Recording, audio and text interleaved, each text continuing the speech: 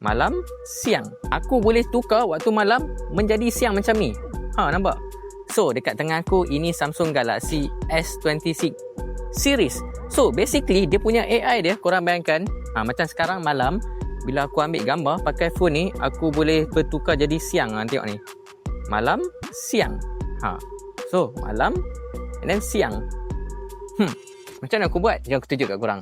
Okay, basically sekarang obviously malam. So, aku ambil Samsung Galaxy S26 series ni. So, korang ambil je gambar apa-apa kan. Okay, korang tekan macam ni. Lepas tu korang tekan butang Galaxy AI ni. And then korang tekan ini, butang create. Lepas tekan create, korang boleh tulis apa-apa saja yang korang nak edit gambar ni. Contohnya, aku nak tukar gambar ni jadi siang.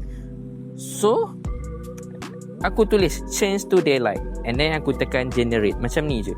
Loading and cara. Nampak? Bertukar jadi siang. So, boleh zoom in. Memang nampak sangat natural.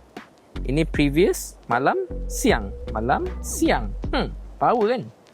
Macam biasa dengan Samsung Galaxy S26 series, everything is possible. Ambil gambar, korang boleh ubah anything.